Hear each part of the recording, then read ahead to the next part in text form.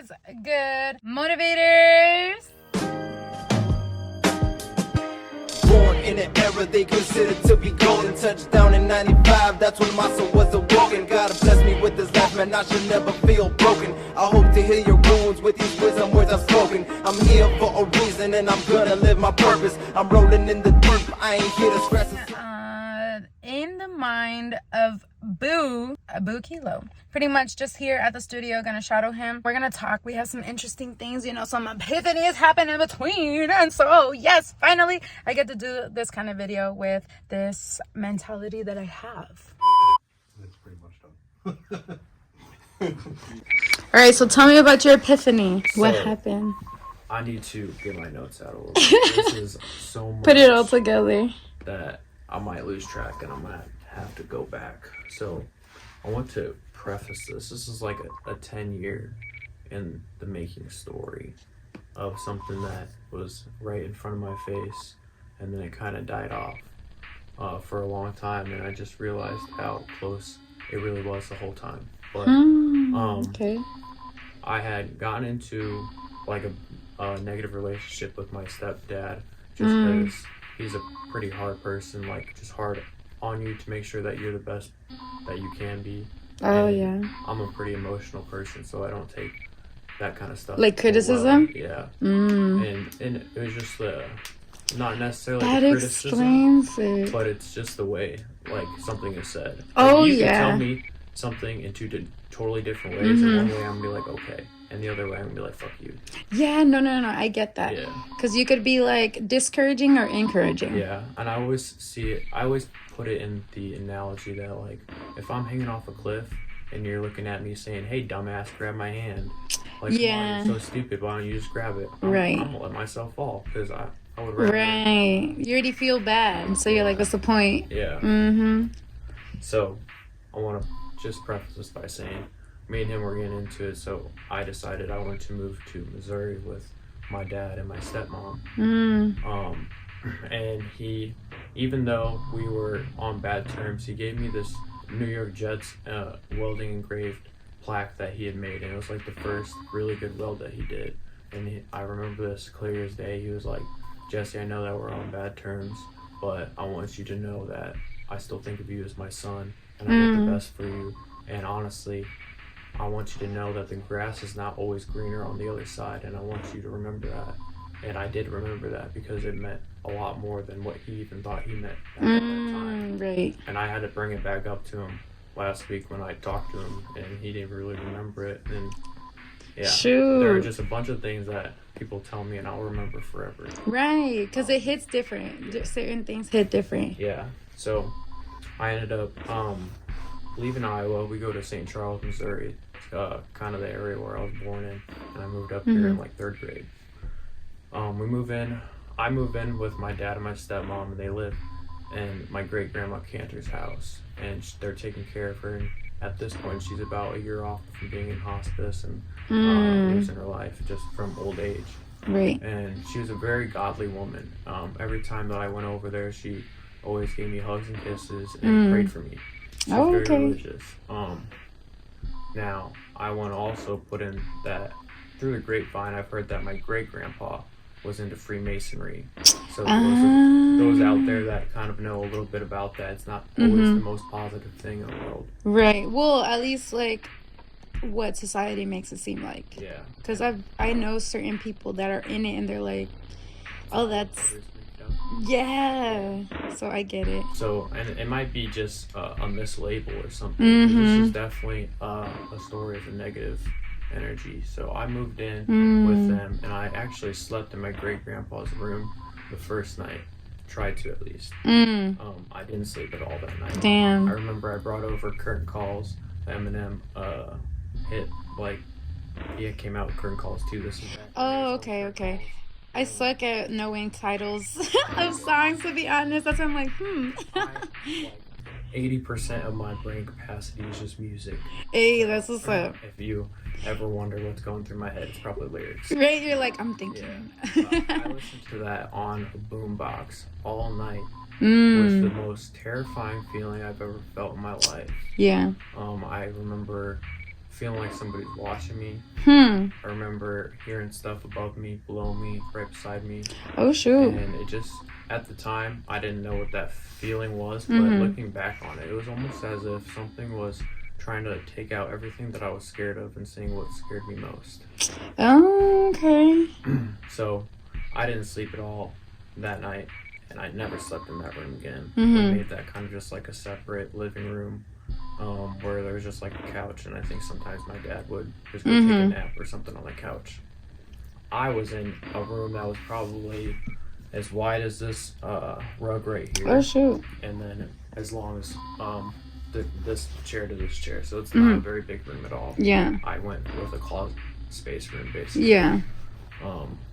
There is one moment I remember very vividly where I woke up and I think I was falling asleep. It's always that half awake, half asleep, you don't know if you're sleeping type of thing. I remember I opened my eyes and I'm looking in front of me, and the wall in front of me is a shade darker than the wall that's like a little bit to the left of me or the right of me. So it was like something translucent was standing in front of me. And I'm groggy, I'm waking up, and as soon as my brain clicks and it's like something's in front of you, that fog went into the ground. Yeah. And it was like, it just like dissipated, and it scared the shit out of me. I remember. Right, because you don't know. Yeah, I had no idea what that was. And at the time, I feel like I did know, but it's just like, you always lie to yourself. I remember I was so scared, I just put on the Black Parade by My Chemical Romance. Oh, Tried to go to okay. bed. And that's just kind of like, Oh, okay, so music is literally like your therapy. yeah. Like you put something on to like distract you, to calm you down. Yeah. That's what's up. Okay. Because I've always been able to really be able to put myself in somebody else's shoes. So like, I really like, if I'm lip syncing something, I am Eminem or I am Okay, It okay. just like Yeah. puts me in that mood. Mhm. And I've always done that. So that you can see why music is kind of like a scapegoat for me now. Right. And there were a couple of other instances in that house. Like there was one where my dad was sleeping on that couch, and I remember he was getting up and he was tying his shoes. So he's looking like this. And I'm like, hey dad, I went to go ask him a question. He looked up, but when I looked at him, it wasn't my dad. And he was just like staring at me with a look of, I want to hurt you. Oh, So shoot. it was like, Okay. we just like stared off for a couple of seconds in silence, and I kind of just like walked off and let it be, because at this point I had been living with this energy. Right. So I kind of just like, when it comes, I just ignore it. Yeah, like you kind of got used to it. Yeah. Yeah. So, and I remember he walked out after he finished tying his shoes, and I'm like, hey, you all right? Like, what's up? And he's like, yeah, I'm fine. So it's like a complete change of character. Yeah. Here, within like 2 minutes, like not even 2 minutes, or Right. less than a minute. And in this house, I was very suicidal. I had a lot of suicidal ideations. I ended up like self-harming. And it was a weird instance of when it would happen, because it was kind of like when I'd seen that shadow. It was only when I'd wake up. Oh, Like, okay. in a half groggy, half Yeah. awake state. So like you were in between your subconscious and consciousness. Yeah. And I would always just have this feeling of, I want to die, but I'm not. I'm too scared to. Right. But I'm gonna go with the closest thing I think is gonna help me. And it was really scary at the time. Like, you know, when you're in it and you're in those emotions, you feel like they are your own. Oh, But yeah. there was a point where after I got caught, I didn't want anybody to help me. It would make me the meanest person. Oh. I remember. You're like, just leave me alone. Let me do it. Yeah. And it was just like, there's nothing wrong with me. Like, I don't need anybody's help because you guys don't care about me in the first place. Oh, That's yeah. the thing. And that's really how But I it's felt. because you felt like you were less understood, right? About like what was going on. You just wanted to escape. Yeah. Yeah. And, there was just, you know, a constant of, which, not necessarily a voice, but it was just thoughts of, you know, you're not good enough. You're Right, never right. gonna, like, Yeah. amount to anything. Like, your parents, they hate you. Like, Right. It was like your negative thoughts. Yeah. It's Shoot. going off and on, off and on all the time. See, the voice I was telling you, or that feeling of like that you didn't really want to or were scared of, is because you have more like to your story. So there was a part of you that was like, no, don't do it. Like, you're gonna use this as fuel. So like in the end, as sucky as it sounds during the moment, like in the end, it's like this is what has created Buukilo, pretty much.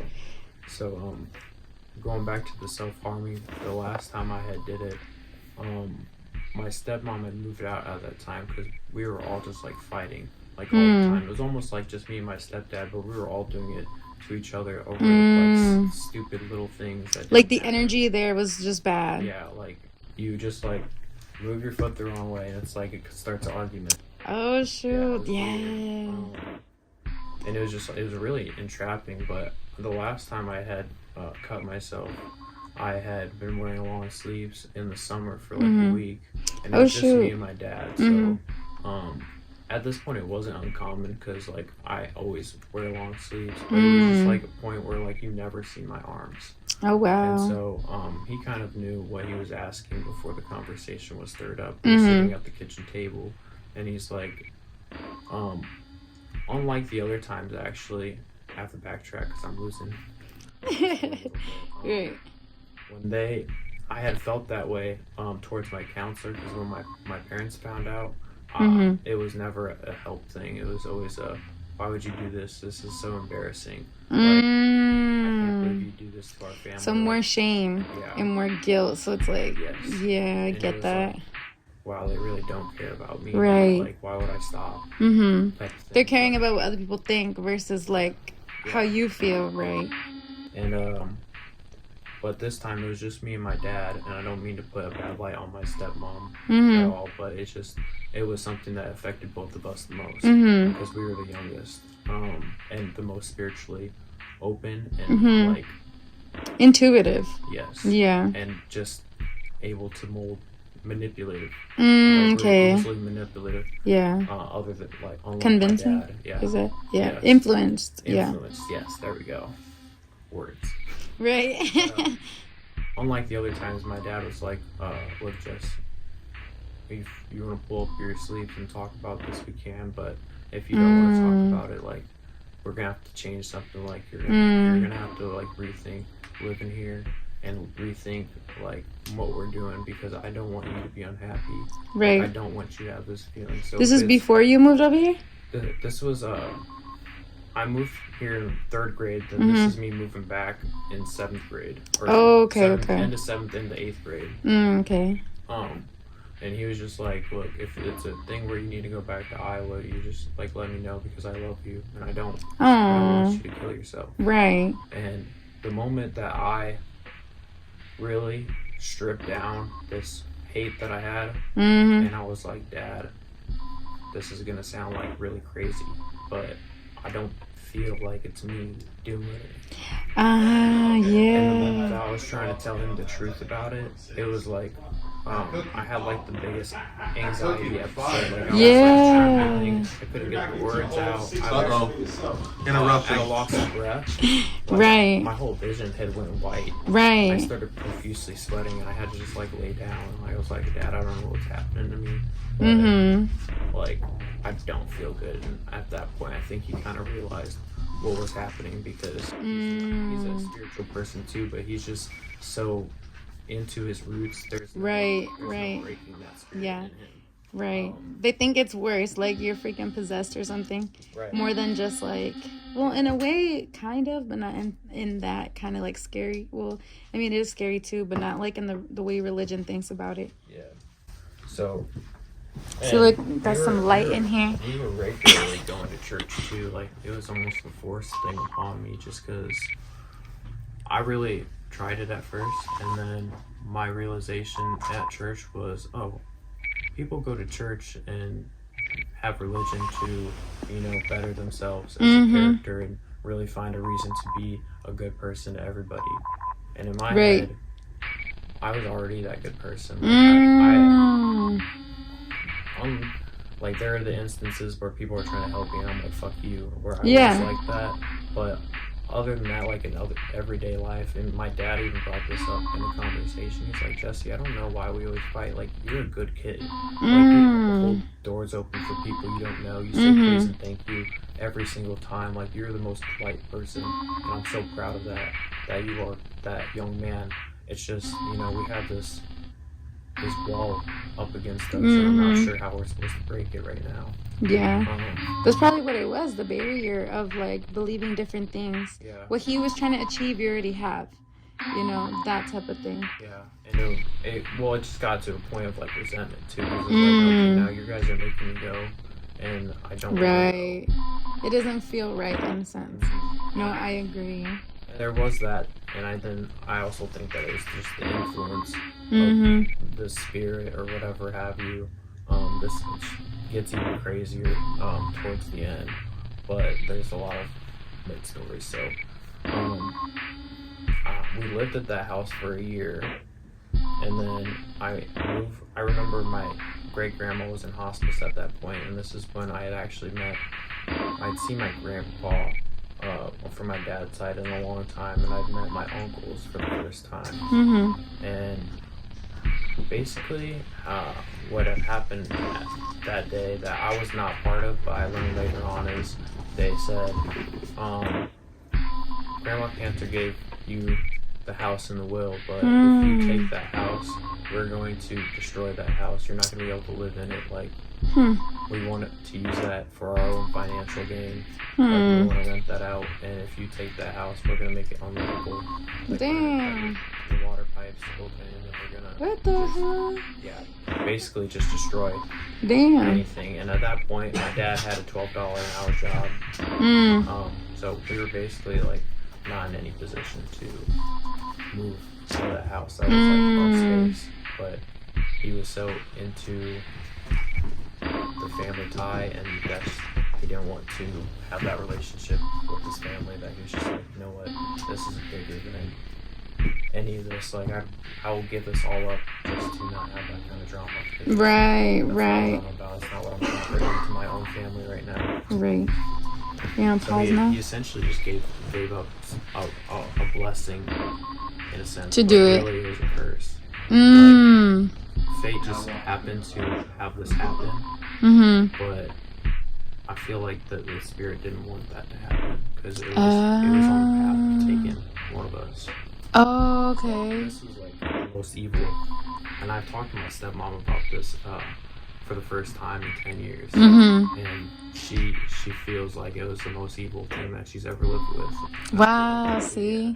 And it's like, that's probably too why everybody was always fighting, because everybody felt this way, but didn't everyone express it because of that, like...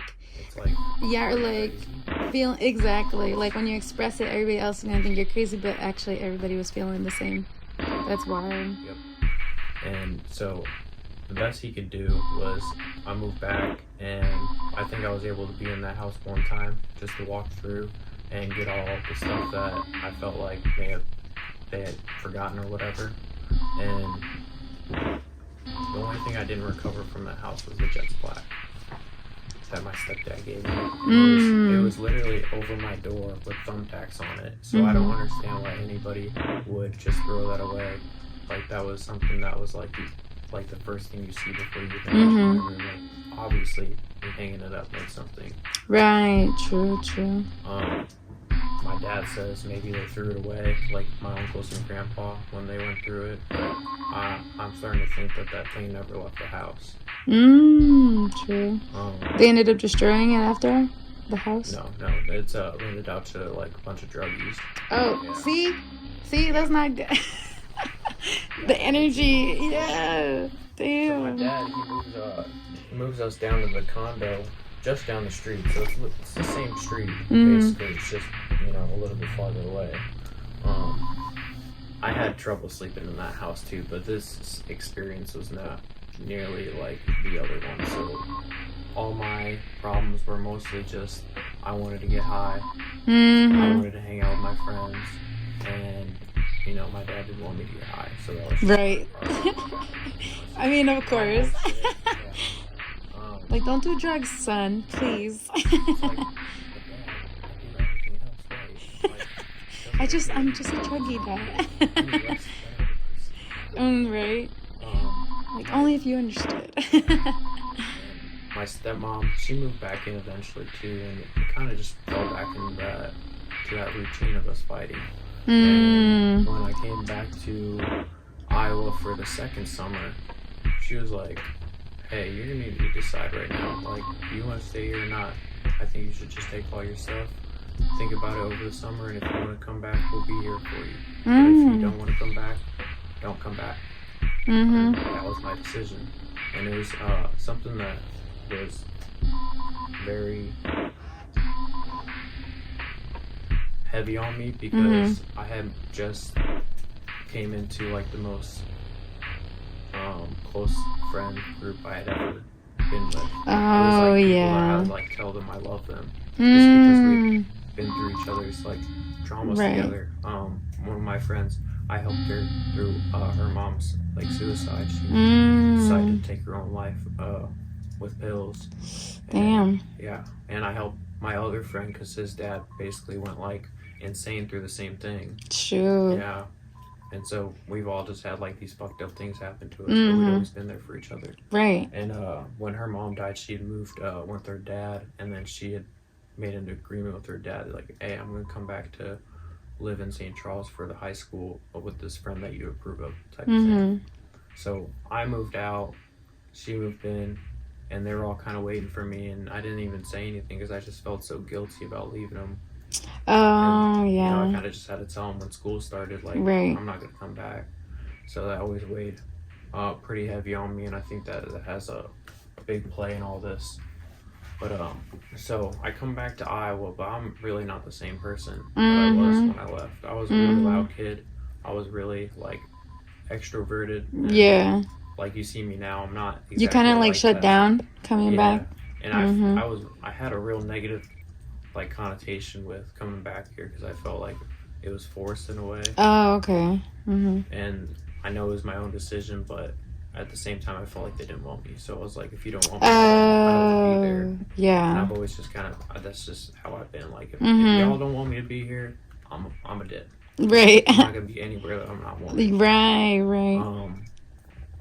So after that, like, the school I went back to, I felt like everybody had these presumptions of me, and they're like, "Oh, you're weird now." Basically. Yeah. So like I was just like, fuck everybody. Like I made some new friends, and reconnected with some old friends, but all these friendships, they just never panned out. Like, yeah, it was not the same. Yeah. Some of them, they honestly, usually my friendships were ended poorly. Like I remember my old best friend that I came back and started hanging out with. I had my now fiance, and they were just like, "Yeah, we'll hang out with you, but we don't want to hang out with your girlfriend too." So I was like, shoot. Well, if you don't want to hang out with her, you're not gonna hang out with me. It's kind of the same thing. Like you don't want us, you don't want me. Right. So I kind of did that a lot for friends because my fiance, she's just like way more introverted than I am now. So oh wow. it's not necessarily a thing where you don't want to she leave doesn't her like out. people, and that too, but she gives off the vibe that she's not having a good time. People don't like that, but it's just she has a lot of social anxiety. Oh, so okay. I would love her already. I was like, oh, I like quiet people, and just to be like, so what are you thinking about? Why are you over here all quiet? Right. Hence why we're doing this video. No.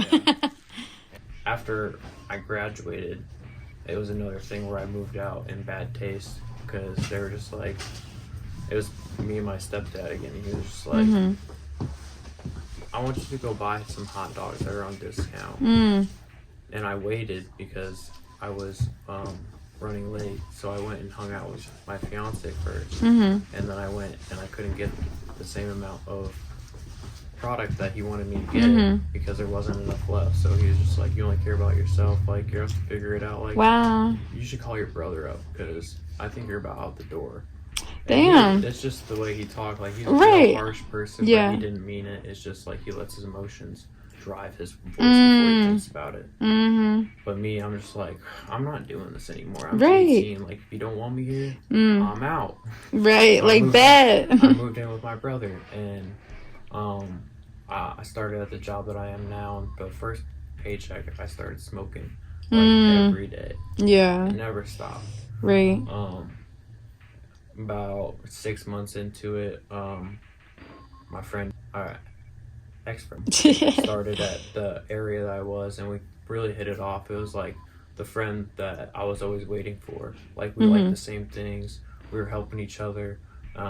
He wanted me to join, and it was like, finally, it all come together.